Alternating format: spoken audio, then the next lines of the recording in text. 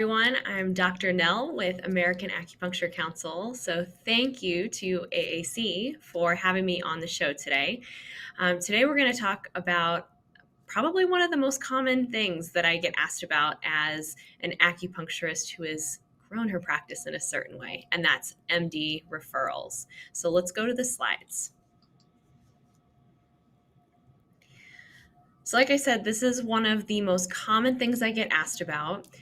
We know that most acupuncturists build their businesses based on referrals. A lot of times that comes from, patients who are already in your practice, who already know, like, trust you. But there's always this desire for more referrals, right? We want to have a constant flow into our practice. And really, what does that look like? Where are those referral sources coming from? And MDs are a great one. There can be a little bit of intimidation here, but we're going to go through all of that today and make sure that you walk away with really, really tangible tools as to how you can get this done quickly and easily.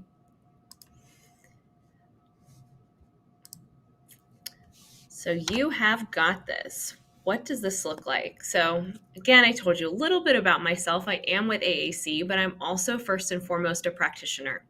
So, I built my practice almost solely based on MD referrals. And this was something that felt really efficient for me.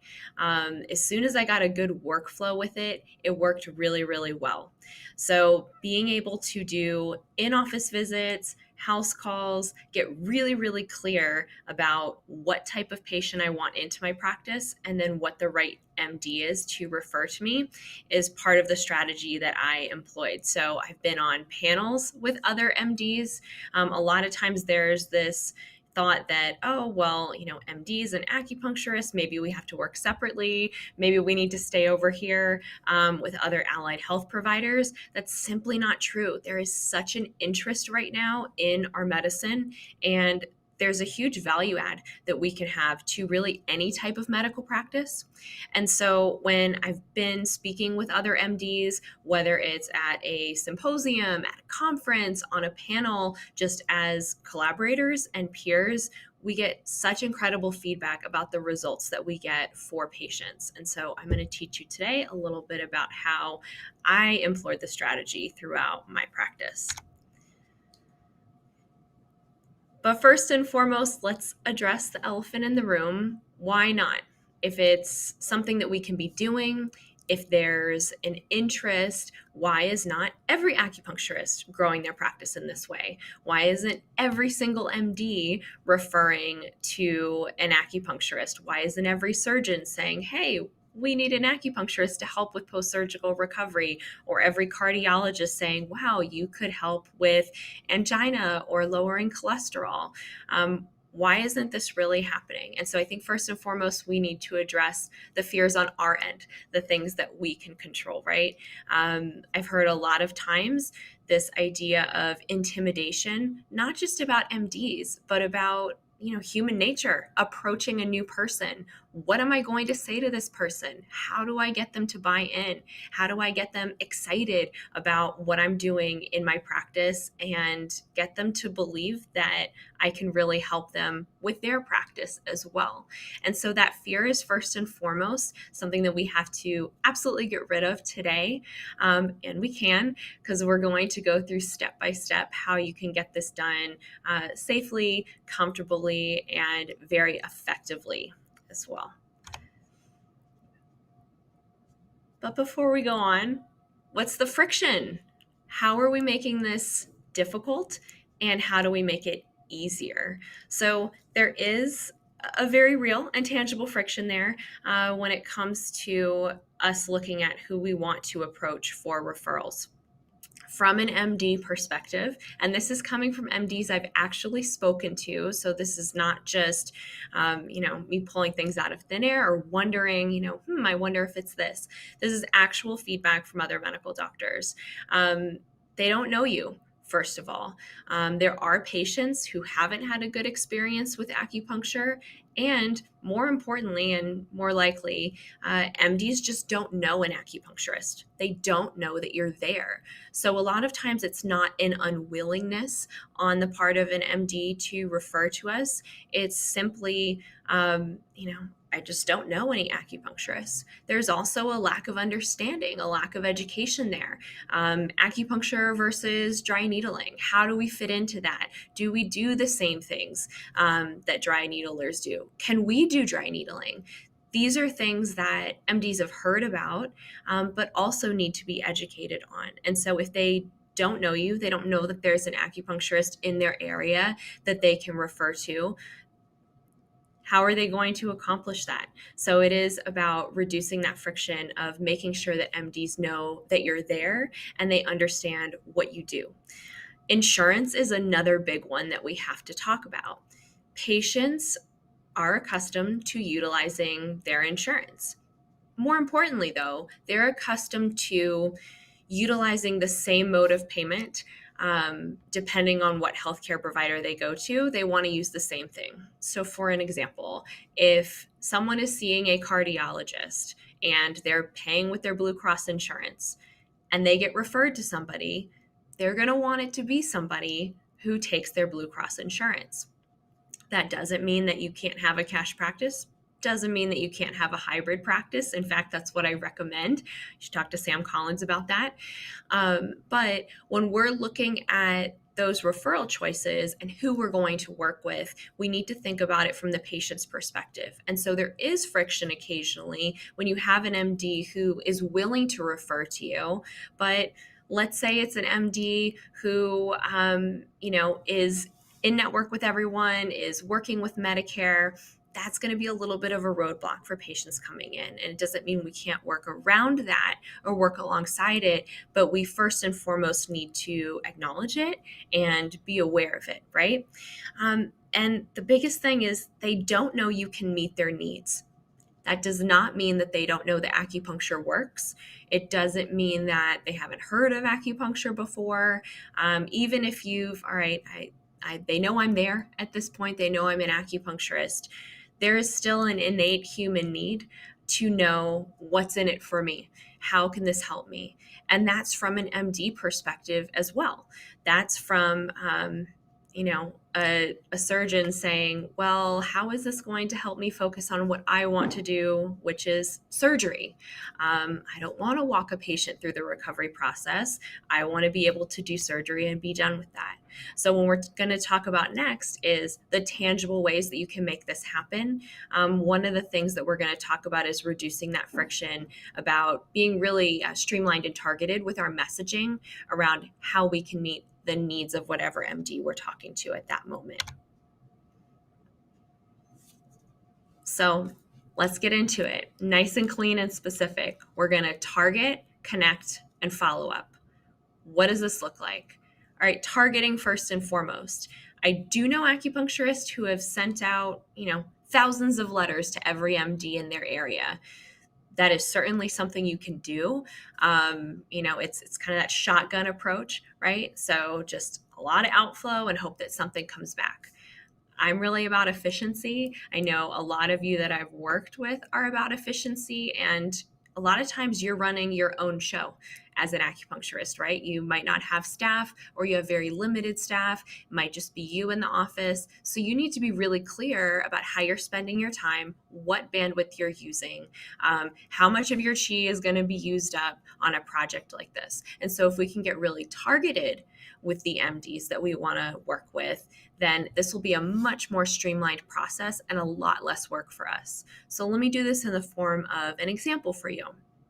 I work with men's health a lot. So if I'm working with middle-aged men who are experiencing andropause, I'm going to say to myself, all right, where is a middle-aged man normally going for his healthcare at this time when it comes to MDs?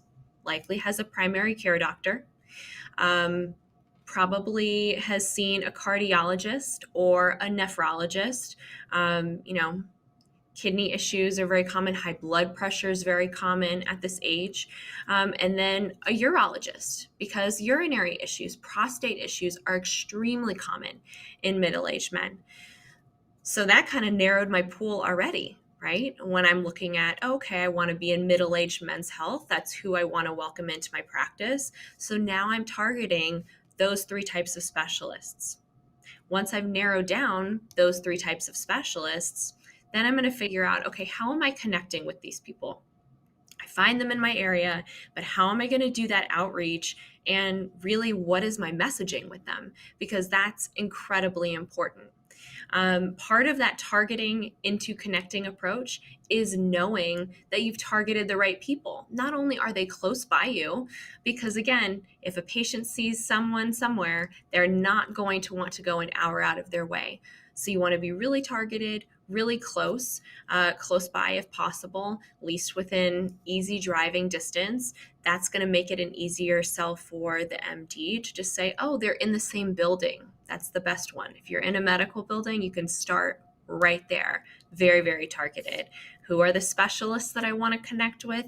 Are they close by? So those are two things in targeting. Another thing is what we spoke about during that friction piece. Insurance. Do they have a cash practice? Do they have insurance? Do they have a hybrid practice? If they're taking insurance, what insurance are they in network in? Are you in network with those same insurance companies? That is going to matter. It doesn't mean that you can't overcome that with a great value proposition. It just means that it's something to be really aware of, and it's an additional sell that you're going to give to this MD in this second portion, which is to connect. So when we're connecting with these very targeted people, what are we doing? What are we doing when we connect? If you watched one of my previous shows, we talked about introductions and about your elevator pitch. And the main thing I hope you took out of that was that it's about articulating value to the person you're talking to. So when you're connecting with an MD, you know you found the right one, they're close by, probably a network with the same insurance company, or they have a cash practice and you have a cash practice. They can send somebody right down the hall to you or right across the street. But what are you saying to them? You need to address meeting their needs. They are humans, just like we are humans. And humans want to know, how is this going to make my life easier? How is this going to make things better for me? I would love to sit here and tell you that it is enough to just be able to hand them a thing of research and say, look, acupuncture works, tell your patients. But if you are looking for not only targeted referrals into your practice, but referrals that continue to come into your practice, there needs to be an ROI on the other side for that MD. And that is the God's honest truth. I've seen it with my own eyes. I've grown my practice in this way. And so if you can be really, really clear with how you can help them, I'll give you another example. I work with a lot of surgeons, do a lot of post-surgical care in my practice. And I will research a surgeon prior to approaching them, not only on their website and what they say that they do, but also on Yelp, on Google reviews, looking at what are people complaining about. What do they love? What are the pain points for this doctor that I can address? So you bet if there is a surgeon whose patients are going on saying, hey, I really loved them, they were great, the surgery went well, but I wasn't so happy about the scar tissue. They didn't do as good of a job as my friend's surgery. That's something you want to speak to. You absolutely want to talk about how acupuncture can help with scar tissue reduction. You also have to think about just the innate needs and personality of the MD that you're approaching. So again, a surgeon, they want to cut, they want to do surgery. They don't want to hold someone's hand through the recovery process. Acupuncturists are great at holding someone's hand through a recovery process. We're all about recovery. We're all about regulating the body. So if you can speak to that, if you can tell them that you're going to meet those needs, that, oh, we can start acupuncture the day after surgery. We can start it immediately. These are the things that it's known to do.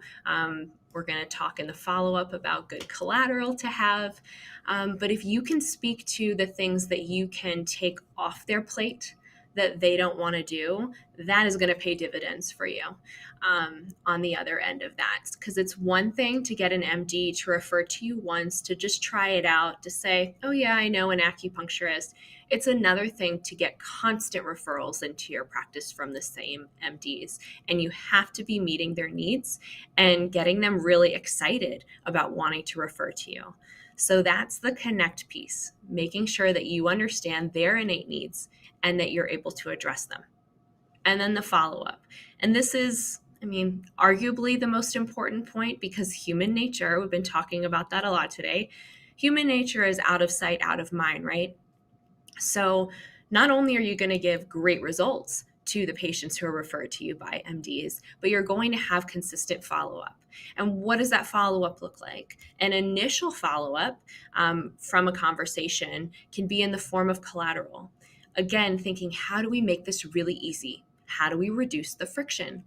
Who am I going to follow up with? Of course, you want to follow up with the doctor that you spoke to, but a lot of times the staff is who is making decisions in that office. If a patient comes up and asks the staff a question after they see the doctor, the staff is going to have a book of referrals, or they're going to have someone at top of mind. And so being really friendly with not only the doctor, but the staff as well is something that will behoove you. So you can do follow-ups talking to the staff. That's very easy if you're in a medical building in the same area. Just pop in and say hi. I like to give one-pagers as collateral, and now you need to have an electronic option, because a lot of people are not liking paper right now. That doesn't mean you can't have your old school brochures and that people don't still like holding on to something. But again, reducing friction. How do we make this really easy? And so part of making that really easy is that you're going to have multiple options, so that it makes it the doctor's choice or the staff's choice, what's easiest for them. So I have a very clean, easy one-pager that goes to surgeons and their staff and their patients. And then I have an electronic version as well. The electronic's also great because you can put links in there. It can link to your website. It can link to research if you want. People don't want to read a ton of stuff. So you can have a great infographic, and then for those people who really want to read a little bit more, they can click on those different links. So you have a lot of flexibility when it comes to those electronic options. It's also very easy for the staff to pop that into a patient portal, to send it to them, or to shoot it to them via email if they're asking for a recommendation. So we always want to be thinking not necessarily what's easiest for me or what I like best as a business owner, but what would a prospective patient like the best? What would the doctor that I'm interfacing with trying to get referrals into my practice, what would they like best? What would make their life easier? And these are also questions that are okay to ask when you're in that initial conversation. And part of this follow-up is being consistent. So I like to set reminders. When you have a patient who is referred to you, you should have a system in place to thank the doctor for the referral. They should be signing a release of medical records so that you can send that doctor a report of their care. And not only become their colleague and be able to liaise with them about this patient, but let them know that not only are you highly competent, but you're highly collaborative. And that helps reduce friction as well. That is a concern for other healthcare providers, that maybe we're not going to be super collaborative. Maybe we're going to try to steal their patient. If you go requesting their medical records and not providing explanations for that, they might think that, oh, well, why is this doctor requesting these records and trying to take my patient? You want to do everything you can to show how collaborative you are and how excited you are to share in the care of that patient. And so with our documentation, you can very easily send that over to a doctor so they're in the know about what's going on with their patient as well. And this gets particularly important when you're dealing with, cases like surgery, patients who have been diagnosed with cancer, you want to be extra careful. You want to protect yourself. We've done another show on informed consent. So that's a conversation, you want to keep going as well. So you want to do right by the patients who are referred to you and make sure that you have mechanisms in place so you can continue that conversation with the doctor and continue the follow-up. So I told you I like efficiency. We kept it nice and short today. Just want to end by telling you guys, you've got this. This is something that I've seen other acupuncturists do. I've coached other acupuncturists on how to do this. This is solely the way that I built my practice. And I know that you can do this too.